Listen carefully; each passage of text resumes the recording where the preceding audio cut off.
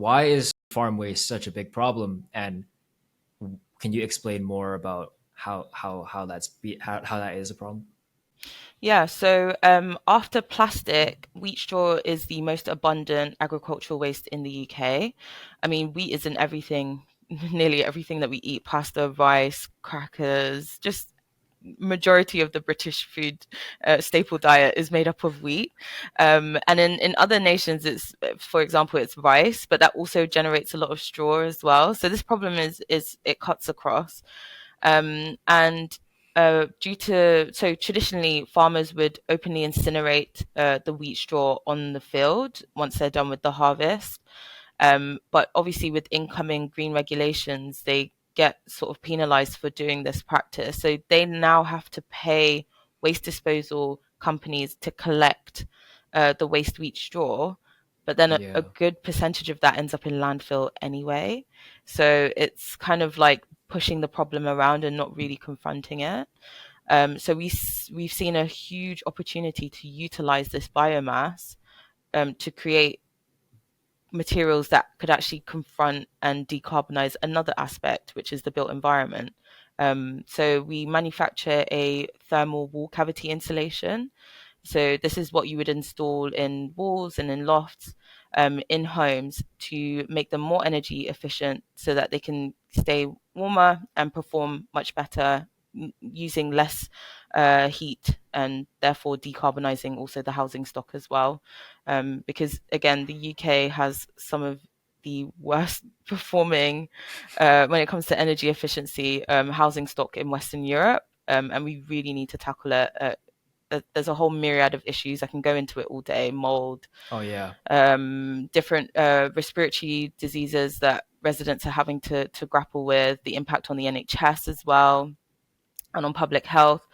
There's it's just so many parts in motion. So we're definitely tapping into this, and sorry to go on, but we're putting the user, both the end user, which are residents, but also our farming benefactors at the heart of our company as well. Because at the end of the day, it's for me, sustainability doesn't really mean anything if it's not centered around those who are most affected, which are community members, human and non-human community members. So farmers, residents, but then also biodiversity as well, which is heavily impacted by landfill. So yeah, yeah, absolutely. I think with a lot of, especially in the UK, there are a lot of houses that are not standard in terms of their cladding and their insulation. So yeah, something that is using basically material that would go into wasteland anyway, and for you to use that material to build insulation to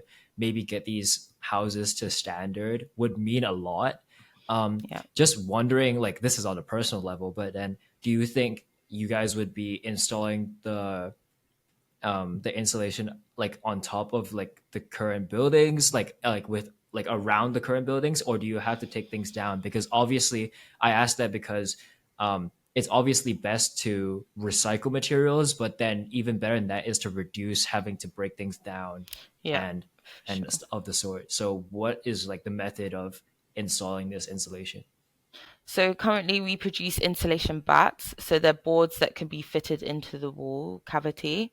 But we're also developing a fill-in version. So that would be more appropriate for retrofit.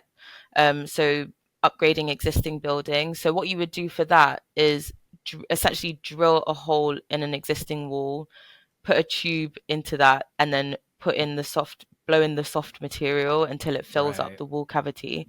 So that's the way of doing it. Currently, what is used is spray foam insulation, but this is derived from petrochemicals. It's also incredibly dangerous if the two compounds don't mix properly, Right. and actually causes a lot of off gassing. So there's compounds called volatile organic compounds, and these have been connected with cancer, different respiratory diseases, and yeah, it's just not great. So we're trying to compete with this product, and essentially give the market a better alternative, give consumers a better alternative that they can use for new builds, but also for retrofit as well.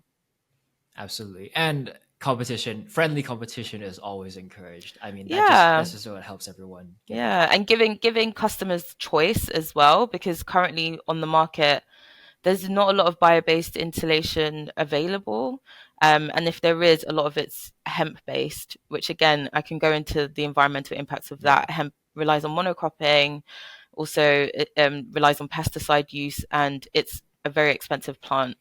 So we're giving our consumers a choice. It doesn't just have to be petrochemical polymer-based insulation or just hemp-based. You can actually have this